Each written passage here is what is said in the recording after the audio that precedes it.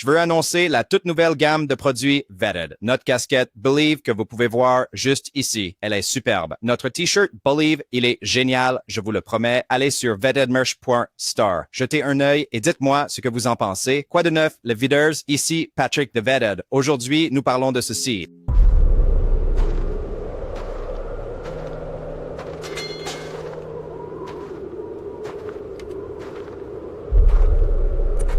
Avez-vous dirigé l'enquête sur les phénomènes aériens non identifiés? C'est le cas. À moins que quelqu'un ne vous montre des preuves directes d'extraterrestres, à moins qu'on ne vous montre des preuves directes d'un objet en cours de rétro-ingénierie, ou que des gens se présentent en disant « Voici la preuve qu'il s'agit du programme de récupération d'épaves ». Vous devez garder un certain scepticisme. Soyez très prudent quant à ce qui est rendu public sur les ovnis. Pourquoi être prudent?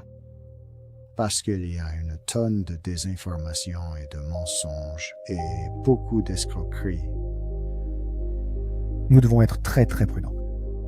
Êtes-vous ressorti de l'enquête sur les phénomènes aériens non identifiés en pensant qu'il existe des communautés, des civilisations, des formes de vie en dehors de la Terre?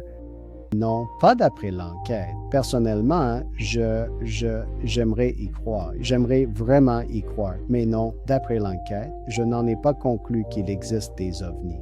La première question que j'ai pour vous est plus personnelle. Qu'est-ce que ça fait de détenir des informations que vous voulez rendre publiques, mais que vous ne pouvez pas? Car je sais que vous avez beaucoup parlé et que vous dites ce que vous pouvez, mais j'imagine qu'il y a beaucoup de choses que vous aimeriez dire. Qu'est-ce que ça fait personnellement de détenir des informations qui, selon vous, pourraient changer le monde à jamais? C'est difficile. Je compartimente simplement pour ne pas être submergé. Quand vous êtes dans une installation d'information compartimentée sécurisée, vous n'entendez pas de rumeurs quand vous êtes dans un SCDIF et que vous recevez un briefing classifié. Oh mon Dieu, non, c'est quand vous êtes dans une salle sécurisée... Mais vous devez expliquer cela, car les gens ne comprennent pas. Ils pensent que vous y allez, que vous discutez de manière informelle, que des choses sont dites au hasard et qu'ensuite vous ressortez confus. Vous mettez le personnel à l'épreuve et on ne fait pas ça juste pour des rumeurs. Et les gris sont comme les petits que vous avez vus vers la fin de rencontre du troisième thème. Le petit gars, des corps minuscules et de très grosses têtes. C'est celui que vous avez vu sur les photos, les gris? Oh d'accord, c'est fascinant. Très bien. Et je ne sais pas combien d'informations vous pouvez donner sur ces photos. S'agissait-il de certains des sites de crash célèbres dont nous avons entendu parler au fil des ans? Est-ce Roswell? Non, il s'agit de renseignements étrangers. C'était des renseignements étrangers collectés. Donc, c'est un crash étranger. Et c'est classifié, donc je ne peux pas en parler. Mais ça, les photos que j'ai vues proviennent du site de récupération d'un crash étranger pendant la guerre froide.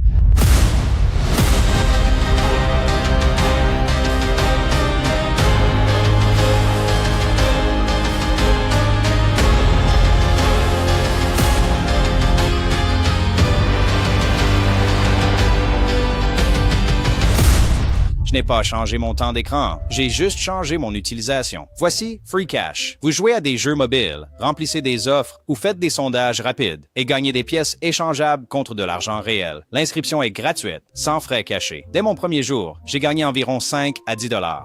La plupart des utilisateurs gagnent régulièrement entre 30 et 100 $ par mois. Ce n'est pas un remplacement à un emploi, c'est juste un complément de revenus intelligent. Free Cash a plus de 260 000 avis sur Trustpilot avec une note de 4,8 étoiles.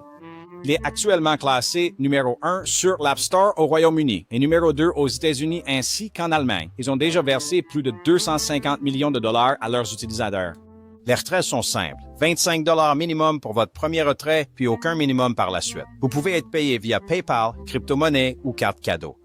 Si vous voulez essayer, utilisez le code QR ou le lien dans ma description. Les nouveaux utilisateurs reçoivent un bonus de 10 $ après avoir terminé leur première offre. Assurez-vous simplement d'activer le suivi de l'application. Alors, qu'attendez-vous? Allez découvrir Free Cash. Très bien, les amis. Cliquez sur le bouton j'aime. Cela aide vraiment les vidéos. Et bien sûr, si vous n'êtes pas encore abonné, cliquez sur le bouton s'abonner. La vidéo d'aujourd'hui porte sur le docteur Eric Davis, que vous connaissez probablement. Récemment, il a donné une interview et a parlé de choses que je veux aborder, notamment des photos qu'il a vues de récupération d'ovnis écrasés et de corps, n'est-ce pas?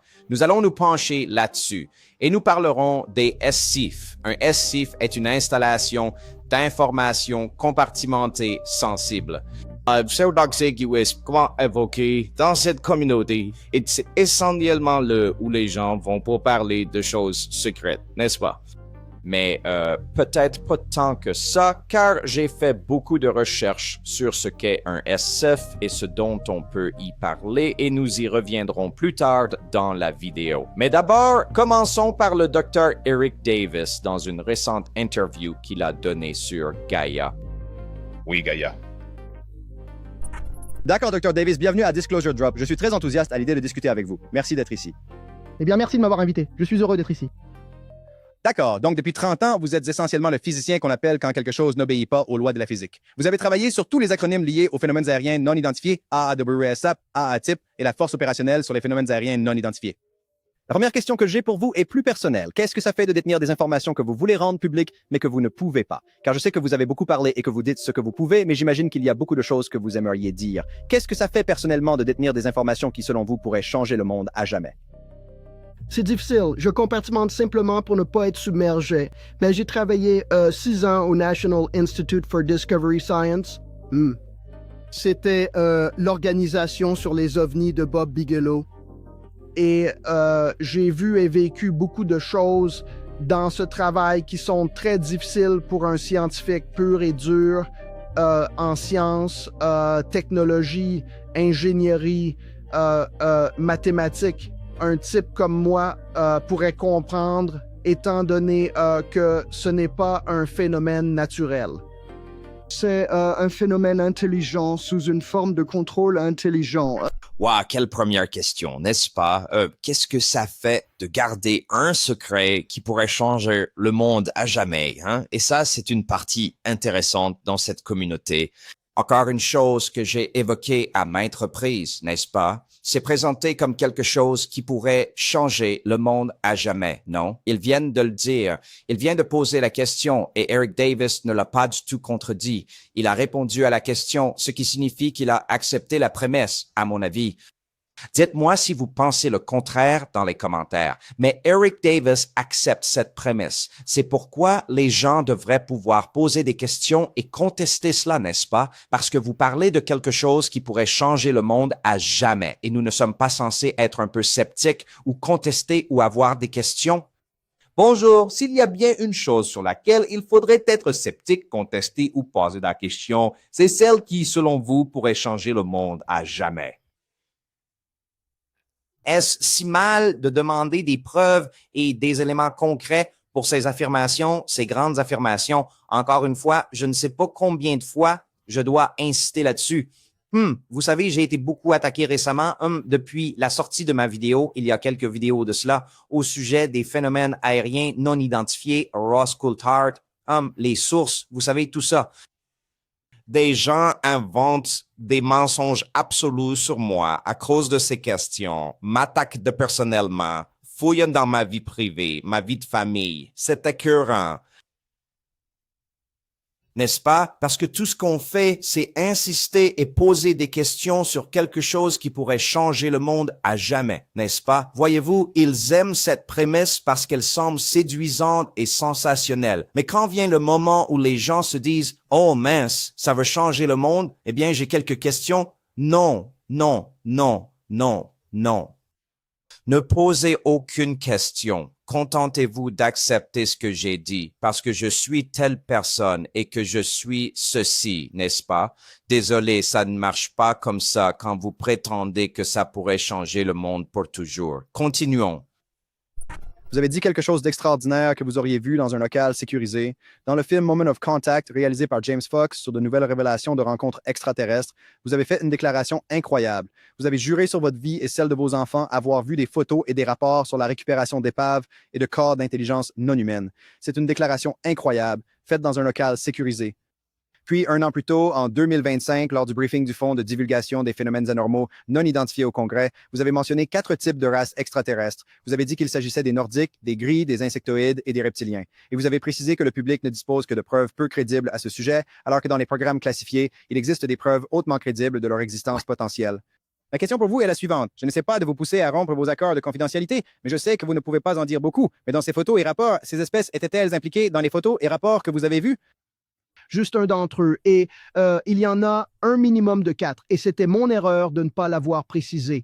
Il y en a un minimum de 4. Le meilleur exemple du nombre de, vous savez, je ne sais pas si vous diriez espèce ou morphologie. Vous devez regarder le livre de Bob Emenegger, son livre accompagnant son documentaire télévisé de 1974 UFO, passé, présent et futur. Et oui, il a une section au milieu du livre qui montre des graphiques de la taxonomie des différents engins de phénomènes anormaux non identifiés qui ont été observés et étudiés par le projet Livre Bleu. Et ensuite, il y en a une avec la taxonomie des entités biologiques non humaines ou extraterrestres.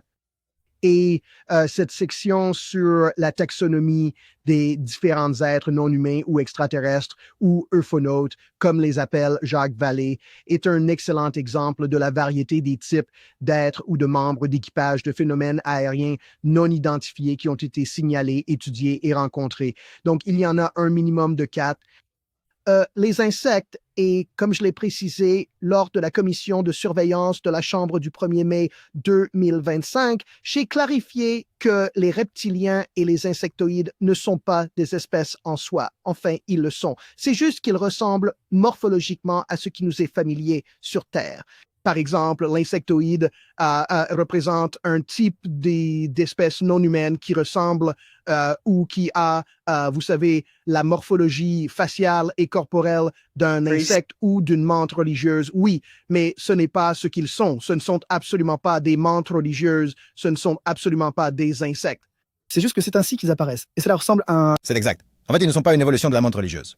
Non, ce ne sont pas des menthes religieuses. Oui, et c'est pareil pour les reptiliens. Ça ne veut pas dire que ce sont des reptiles. Ça veut juste dire qu'ils ressemblent à un type de reptile terrestre. N'oubliez pas, nous ne savons même pas s'ils viennent de la Terre. Donc, ça ne veut pas dire que c'est exactement ce qu'ils sont. Nous n'avons pas, je ne suis pas au courant que nous en ayons récupéré des décédés.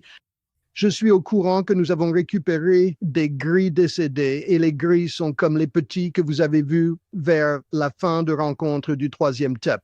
Le petit gars, des corps diminutifs et de très grosses têtes. C'est celui que vous avez vu sur les photos, les gris? Oh, Oui. d'accord, c'est fascinant. D'accord. Et je ne sais pas combien d'informations vous pouvez donner sur ces photos. S'agissait-il de certains des sites de crash célèbres dont nous avons entendu parler au fil des ans? Est-ce Roswell? Est-ce Kecksburg? Non, c'est étranger. C'était du renseignement étranger collecté, donc c'est un crash étranger. Et c'est classifié, donc je ne peux pas en parler. Mais c'est les photos que j'ai vues proviennent du site de récupération d'un crash étranger pendant la guerre froide. C'est là que ça devient intéressant, car voyez-vous, je ne crois pas que le docteur Eric Davis mente, mais cela ne signifie pas forcément que ce qu'il dit est vrai. Laissez-moi expliquer. Voici un extrait du Dr. Eric Davis parlant d'être dans un SCIF, vous savez, ce dont nous avons parlé au début, le Sensitive Compartmented Information Facility. Et quel genre d'information peut être abordée dans ce SCIF, car c'est important de s'en souvenir. Et je vais expliquer dans un instant. Quand vous êtes dans une installation sécurisée, pour information compartimentée, vous n'entendez pas de rumeurs dans un SIF et vous êtes Oh mon Dieu, non. C'est quand vous entrez dans un vous site. devez expliquer cela, car les gens ne comprennent pas. Ils pensent que vous y allez, que vous discutez de manière informelle, que des choses sont dites au hasard et que vous ressortez confus. Non, vous recevez un briefing officiel. Vous pouvez avoir une conversation informelle qui contiendra des informations classifiées. Et vous pourriez recevoir un briefing formel qui serait une présentation PowerPoint. On pourrait vous montrer quelque chose sous forme de dossier contenant des documents, des photographies. Vous pourriez même voir une vidéo classifiée, projetée par un projecteur dans la pièce. Et donc, non, vous parlez de faits. Vous n'allez pas dans un SIF pour faire à l'agent de sécurité de terrain et à l'agent de sécurité du SIF le processus et les démarches de transmission de vos habilitations de votre agent de sécurité de terrain chez Bigelow Aerospace Advanced Space Studies au responsable de la sécurité des installations chez Lockheed Martin et ensuite il doit contacter l'officier du SIF, l'officier de sécurité du SIF, pour vous inscrire ou vous enregistrer et planifier la réunion dans le SIF. Le SIF doit être réservé. Sinon, quelqu'un d'autre le réservera et l'utilisera avant vous ou au moment où vous le souhaitez. Donc, vous faites travailler le personnel et on ne fait pas ça juste pour des rumeurs. Ce que le docteur Eric Davis vient de dire n'est pas tout à fait vrai, du moins d'après mes recherches. Laissez-moi vous montrer. D'abord, rappelons ce qu'est un CIF, une installation d'information compartimentée sensible. Un CIF est une zone sécurisée accréditée pour le stockage, le traitement, l'utilisation et la discussion d'informations compartimentées sensibles et d'autres documents classifiés. Son but premier est de protéger contre tout accès non autorisé, la surveillance électronique et les écoutes clandestines. Voici quelques images pour vous donner une meilleure idée de ce à quoi cela ressemble, de ce que cela pourrait être, car un CIF peut prendre de nombreuses formes. Elle peut être mobile. Elle peut s'agir de quelque chose qui est, vous savez, permanent. Cela peut être juste une pièce. Cela peut être tout un immeuble de bureau. Cela peut être beaucoup de choses. Discutons donc de ce que l'on peut aborder dans un CIF, là où le docteur Eric Davis a vu ces photos de récupération d'épaves, comme il l'a dit, et les corps, n'est-ce pas?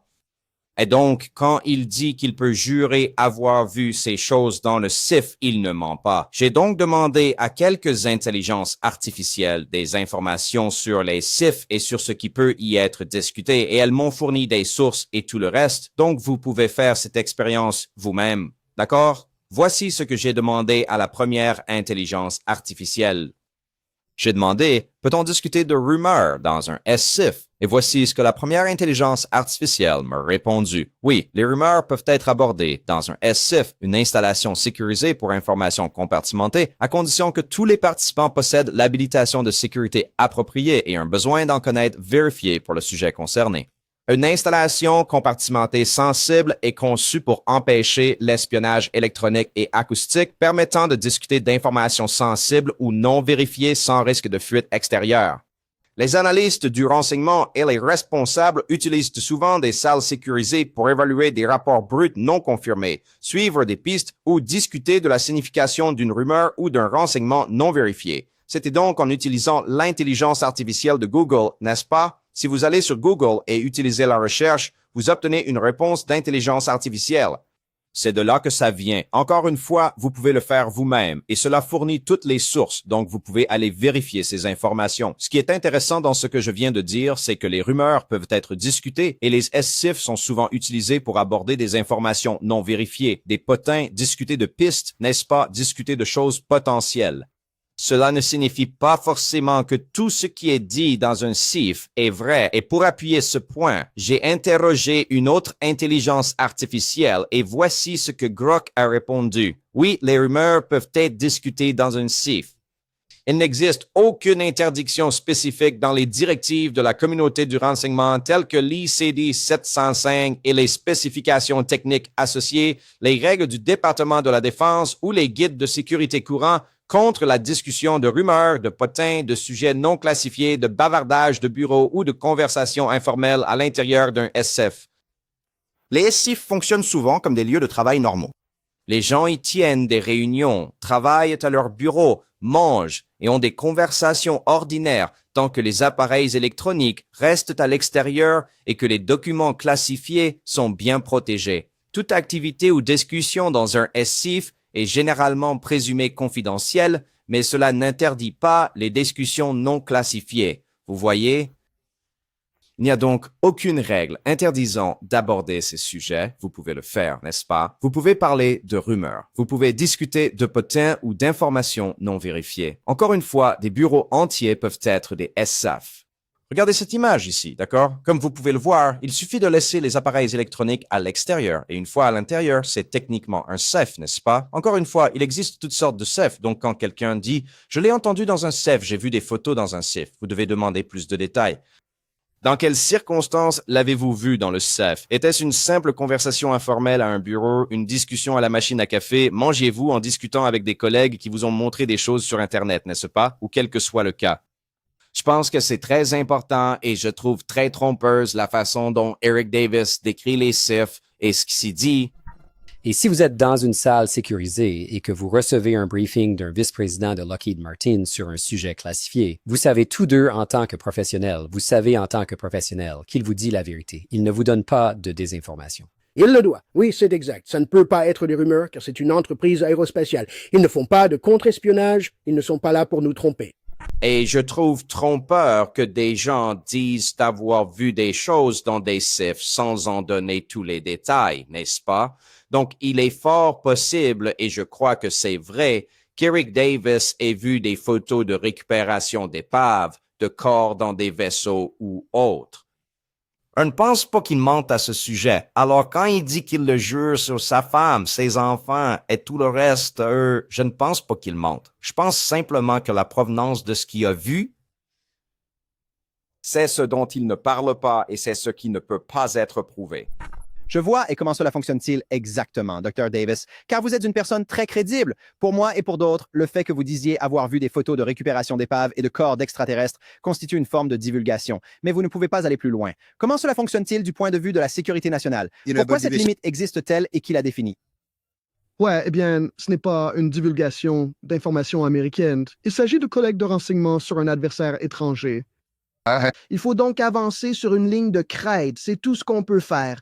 Maintenant, savoir si l'agence gouvernementale qui détient ces renseignements est prête à les divulguer, c'est difficile à dire car beaucoup de sources et de méthodes sont enfouies dans ces informations, ce qui les rend très réticents à les révéler, car ces sources et méthodes sont encore utilisées aujourd'hui. Cela aurait pu être une rumeur, une information non vérifiée. C'est du renseignement étranger, n'est-ce pas? et c'est là le problème. Des détails clés sont omis pour laisser planer le doute, pour vous faire penser le contraire. Je ne dis pas que ce n'est pas vrai. Je dis juste qu'il serait bon de connaître tous les détails avant de trancher. Car comme l'ont dit Eric Davis et l'intervieweur, ce sont des informations qui pourraient changer le monde. Alors oui, ce serait peut-être bien d'avoir tous les détails d'abord. Et vous souvenez-vous de cet homme dont j'ai parlé au tout début de l'épisode? Eh bien, il s'appelle James Erdman, 3e, et c'est un tout nouveau lanceur d'alerte. C'est un ancien officier supérieur des opérations de la CIA, et il a en fait mené des enquêtes sur les phénomènes aériens non identifiés, les ovnis, et ce qu'il a à dire est très intéressant. Allez, que certains d'entre vous vont se dire « Oh, on ne peut pas faire confiance à la CIA ». Je ne dis pas qu'on le peut, mais des gens dans la communauté OVNI utilisent une partie de son témoignage pour soutenir la divulgation et le mouvement. Et là, tout à coup, il dit des choses qui ne vont peut-être pas leur plaire. Je suis donc curieux de voir comment ils vont déformer ça tout à coup, n'est-ce pas? Avant, c'était quelqu'un qu'ils mettaient en avant et je parie qu'après cette déclaration, ils diront « Oh, oubliez ce type, on ne peut pas faire confiance à la CIA. » Mais attendez une seconde, je croyais qu'il était digne de confiance avant quand il disait ce que vous aimiez entendre. Alors, faites-vous votre propre opinion. La chose surprenante qui est ressortie de toutes les enquêtes, c'est qu'il y a un problème de contre-espionnage qui, je pense, a été laissé de côté dans plusieurs des enquêtes que nous devons examiner. Avez-vous dirigé l'enquête sur les phénomènes aériens non identifiés? C'est ce que j'ai fait. Vraiment. Et c'est d'ailleurs celle dont je suis, je dirais, le plus satisfait du résultat. J'aimerais pouvoir parler plus en détail de ces découvertes. Il appartient au directeur adjoint principal, Aaron Lucas, de s'assurer que ces informations soient rendues publiques. Mais voici ce que je peux en dire. À moins que quelqu'un ne vous montre des preuves directes d'un extraterrestre, à moins que quelqu'un ne vous montre des preuves directes d'un objet qui est, quoi que ce soit, en cours de rétro-ingénierie, ou à moins que des gens ne se présentent et disent « Voici la preuve qu'il s'agit du programme de récupération d'épaves », vous devriez garder un saint degré de scepticisme. Il y a eu de vrais incidents de sécurité nationale rapportés par des personnes crédibles. J'ai tendance à croire les pilotes de chasse et les sous-mariniers qui prennent de gros risques pour témoigner. J'ai tendance à les croire. S'ils se manifestent pour dire quelque chose, vous devriez les croire. Mais le problème, c'est qu'il s'agit de menaces pour la sécurité nationale. Je pense que nous devrions les définir comme des menaces à la sécurité nationale, les traiter comme telles, mener l'enquête, mais rester très prudent sur ce qui est rendu public concernant les ovnis. Pourquoi être prudent? Parce qu'il y a une tonne de désinformation, de mensonges et d'escroqueries qui circulent. Nous devons être très, très prudents. Pensez-vous qu'il existe d'autres dossiers sur les phénomènes aériens non identifiés qui n'ont pas encore été rendus publics? Bien sûr, bien sûr. Vous savez, étant donné que, et je dirais, pour défendre assez peu dans la CIA sur ce point, nous ne leur avons pas demandé grand-chose. Il y a quelques éléments que nous aurions aimé obtenir, mais je ne dirais pas que la résistance de la CIA à ce sujet a été énorme. Cependant, compte tenu de l'ampleur de notre enquête, oui, il reste certainement du travail à faire. Ce que j'apprécie dans notre mission, nous avons rapidement découvert qu'avec le personnel dont nous disposions, avec les ressources et avec ce que nous avons découvert dès le début de l'enquête, nous avions un problème de contre-espionnage qui devait être clairement défini afin que quiconque prenne le relais à l'avenir puisse se concentrer sur les véritables menaces à la sécurité nationale qui doivent faire l'objet d'une enquête. Êtes-vous ressorti de l'enquête sur les phénomènes aériens non identifiés en pensant qu'il existe des communautés, des civilisations, des formes de vie en dehors de la Terre? Non, pas de l'enquête. Personnellement, je veux y croire. J'aimerais y croire. Mais non, d'après l'enquête, je n'en ai pas conclu qu'il existe des ovnis. Très bien les parieurs, on se retrouve dans la prochaine. N'oubliez pas, chaque jour est un cadeau. Paix.